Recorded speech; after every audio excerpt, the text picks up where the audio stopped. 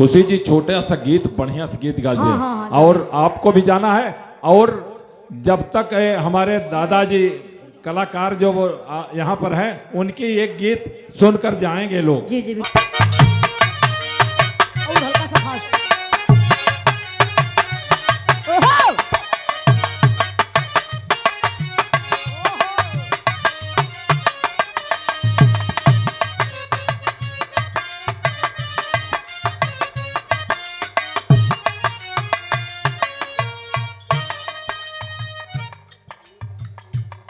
बहुत कम स्लो काहे लगा हुआ यार।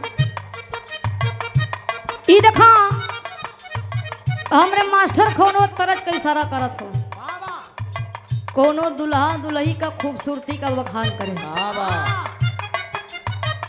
अरे तो बड़ा झरले बाड़ू ठेका बदलिए।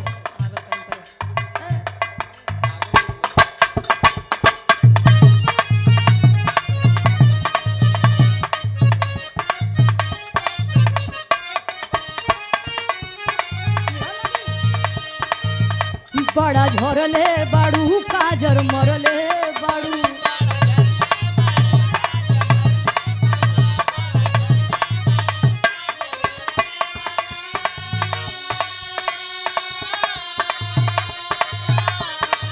अरे सोना भोरा ही से मुडू तू बिगड़ले बाड़ू।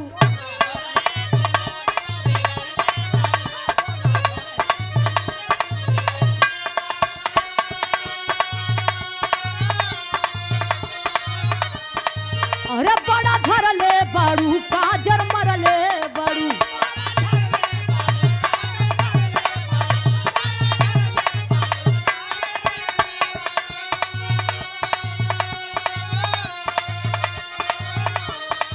अरे सोना भोर ही से मुडू तू बिगड़ले बाड़ू।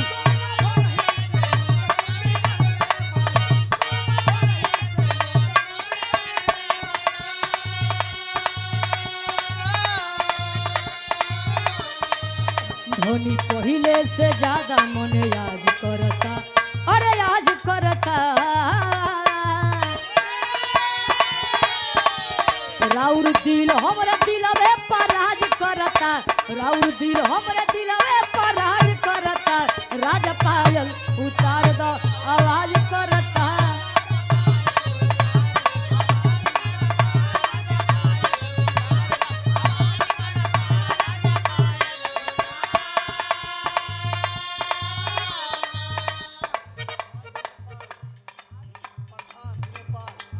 और बड़े सम्मान के साथ विनय पाल भागी भावी प्रधान सम्मानित सधे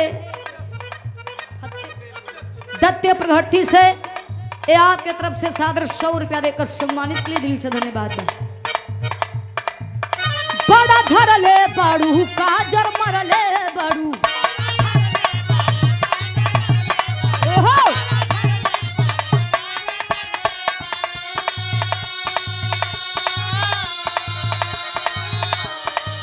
सोना भोर ही से मुडू तू बिगड़ले बाड़ू।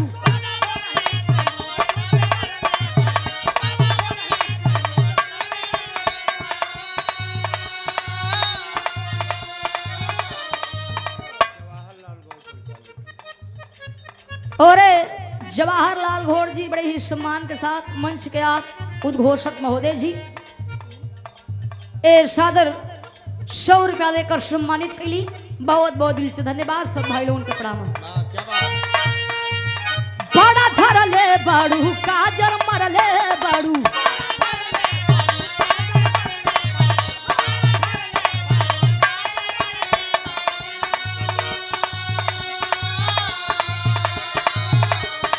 अरे सोना भोर ही से मुडू तू बिगड़ले बाड़ू।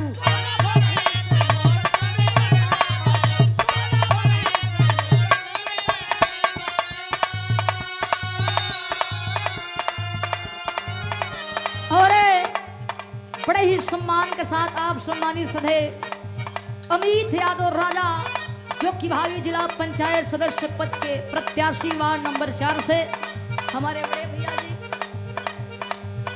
एक साथ 200 रुपया देकर सम्मानित के लिए रात भर में भैया कई 1000 रुपया देकर सम्मानित के लिए आप एक बार आप लोग ताली बजा के सम्मान स्वागत कर दीजिए हमारे बड़े भैया जी का। बहुत बहुत दिल से धन्यवाद। सोना भोरही से मुडू तू भी गरले बाड़ू।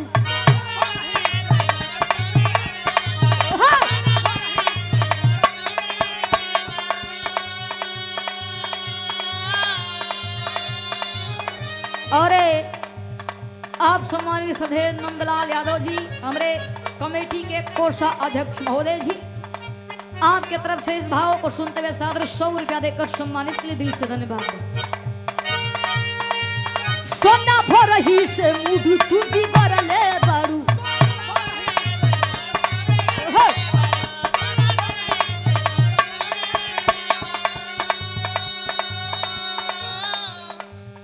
और भावी प्रधान विनय पाल दत्ते प्रहटी से फिर से पुरस्कार सादर 100 रुपया देकर सम्मानित के लिए बहुत बहुत दिल से धन्यवाद।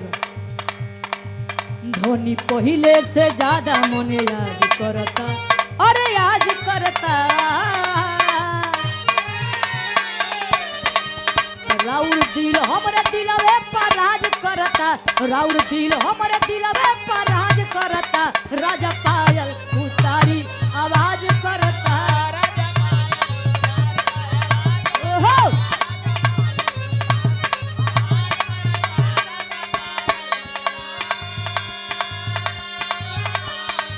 अरे कश्मीर के फ्रूट लागेलू, अरे कश्मीर के फ्रूट लागेलू। काला सूटवा में क्यूट लागेलू।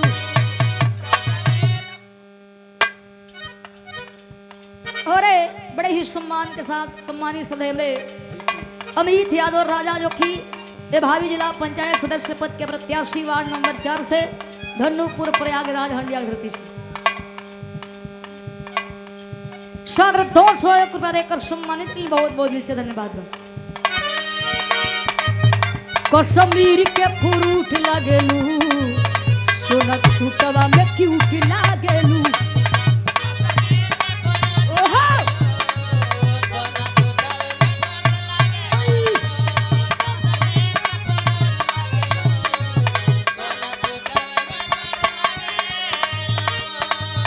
काला केसिया के जोड़ा नई खे, काला काला तिलक कूट लागेलू।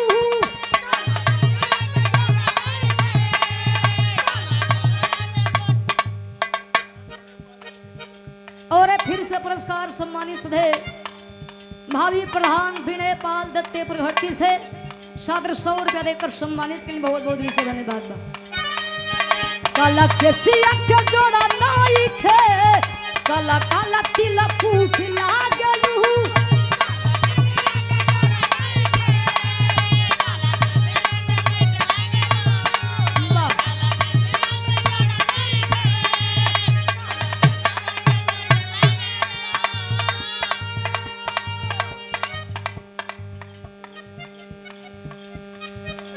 और सम्मानित श्रद्धेय कमेटी के अध्यक्ष महोदय जी भोलानाथ यादव जी सम्मानित आपके तरफ से 201 रुपया देकर सम्मानित की बहुत बहुत दिल से धन्यवाद। काला केसिया के जोड़ा नाई खे, काला काला तिलक कूट लागेलू। और फिर से पुरस्कार सम्मानित सदैव अमित यादव राजा भावी जिला पंचायत सदस्य के प्रत्याशी वार्ड नंबर 4 से सादर 201 रुपया देकर सम्मानित की बहुत बहुत दिल से धन्यवाद। काला केसिया के जोड़ा नाई खे, काला काला तिलक कूट लागेलू।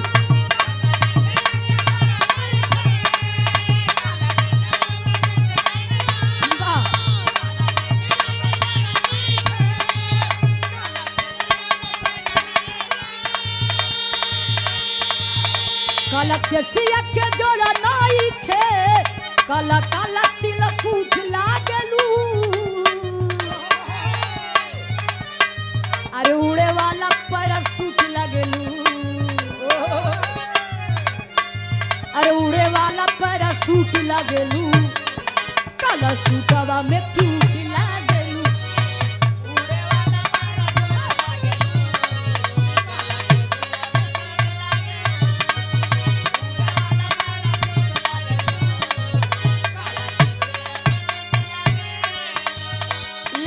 देखा ये घड़ी इस तरह भैया मार्केट में बड़ा तहलका मचोले हैं। और खाना और पीना साथ रहना फ्री बा। अरे खाना और पीना साथ रहना फ्री बा। तोरा लाई तीर थान गहना फ्री बा। बढ़ जा, बढ़ जा।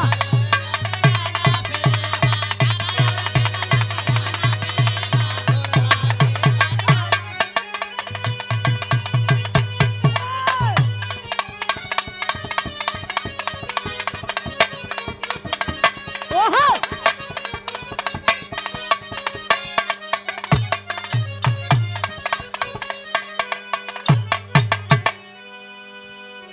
अच्छा तो भैया